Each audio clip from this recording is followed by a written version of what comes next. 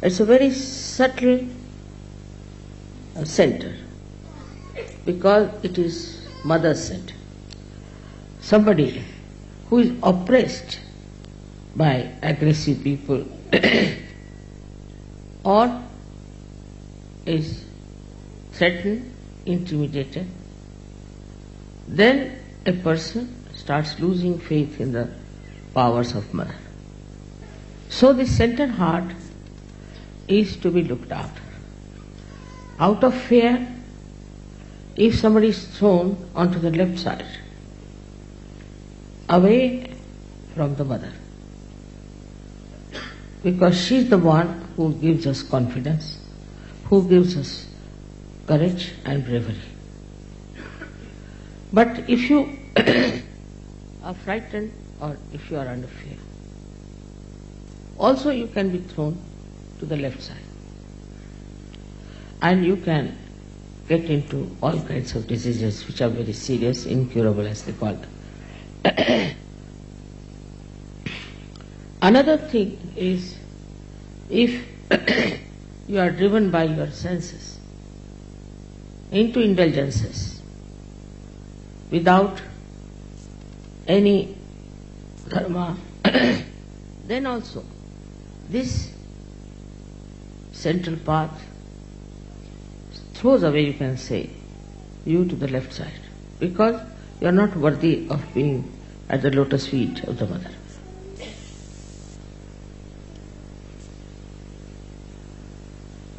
Now this center is the one which, when we are afraid, the sternum bone starts moving like a remote control and informs all the ganas that the attack is coming.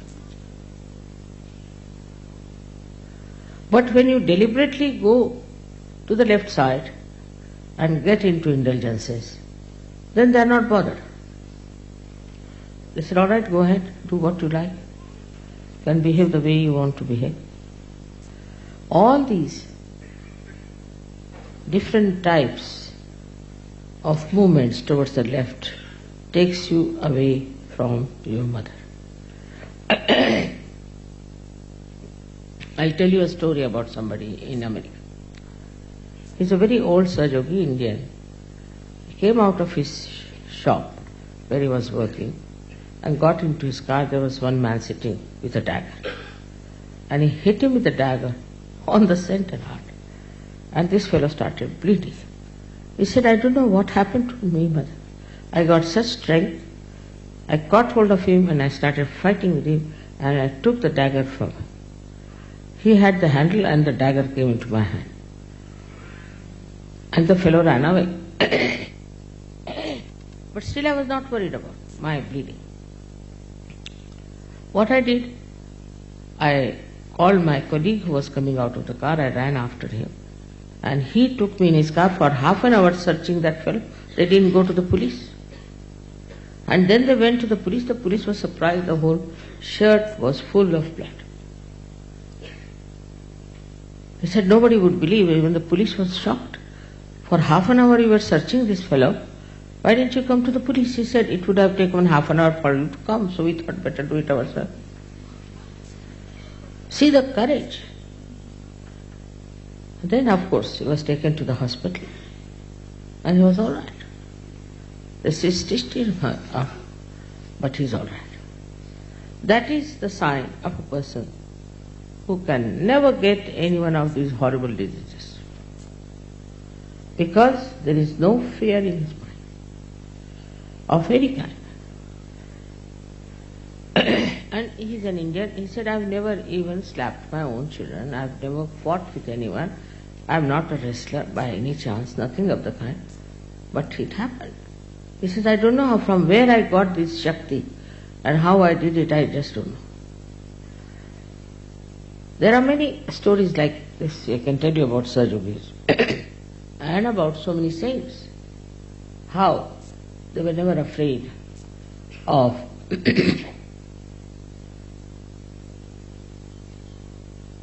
attacking someone when somebody attacks them, or of protecting themselves from all kinds of horrible things with their courage.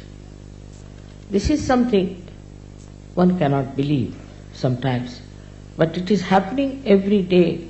I get letters from people how they have been courageous.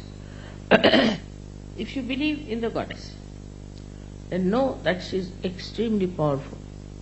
She is very intelligent, and if she has to protect you, she will protect you out and out in such a way that you will not know how you have been protected.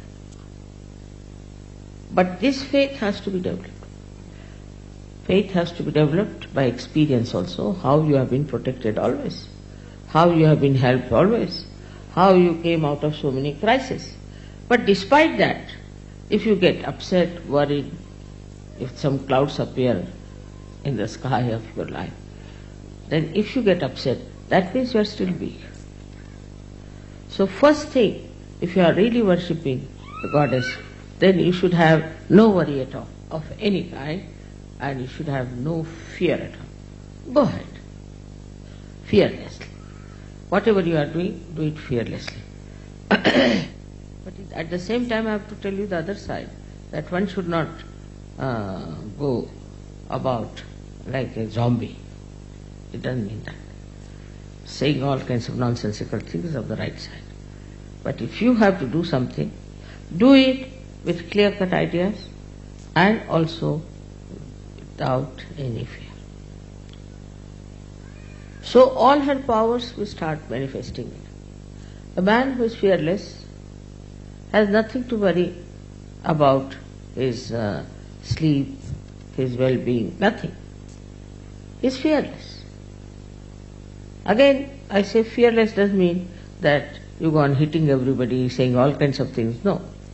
It means that you are fearless. Anybody who attacks you, you can always protect yourself. I mean, this story I told you, because this was not a protection which was from within, like goddess protecting them, but actually protected himself. So the power had started working through. You should allow your mind, your body to project these powers. Otherwise we say here, pujas, everything, all right. And the power is there. But your mind, which tells you, no, this is not so. There are so many stories, so many miracles people have described about this. So first of all, you should not have any fear about it. If you have done nothing wrong, if you are on the right path, you will be always protected. Now remember this, you will be always protected. Remember this and believe in this, that I am always protected.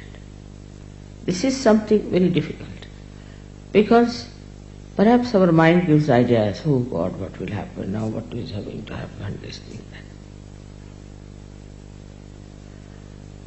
So first and foremost thing, as I said, is to be fearless, to make the goddess express herself. Supposing now, take it like this, now all ganas are following you. Now if the leader of an army is a frightened personality, what will others do? Thus you become dependent upon yourself. This faith also must be developed. I have seen people who are sick, so they must come and see me, because they do not depend upon themselves, they can cure themselves. There is no need for them to come and see me. Now there are many cases where people have cured themselves, cured others, just with prayer. But the faith, when it is not matured, then they think I should treat them, I should touch them, I should do this, I should do that. I have stopped it. I used to do once upon a time. Reason is, now you depend upon yourself. Not only that you can help yourself, but you are going to help others. But if you do not have faith in yourself, that you can cure, you can look after yourself, you can protect yourself, so the whole thing becomes like all the time the mother has to do the job. Now you, first of all, you have to feed the little baby. Alright? You can let him eat, look after him, do everything. But when he grows up, then he doesn't want his mother to feed you. In the same way, the Sahaja-yogis now, how many years I've been working? You have to grow up, dignified, and you should mature so that you can yourself do things properly. This maturity is there because your mother has blessed you. All her powers she has given, every. But one power of patience is difficult. You have to be patient like your mother. You might think it's very difficult, but try to. Must have patience, first of all, with yourself. I know many people who think they are spiritually nothing and they have not achieved anything. This is absolutely a sort of a escapism. That you want to escape your personality. Just see, if you introspect, you'll find out that you have developed into a real spiritual giant now. Nobody can touch you. You can do everything. You can look after yourself. You can support others.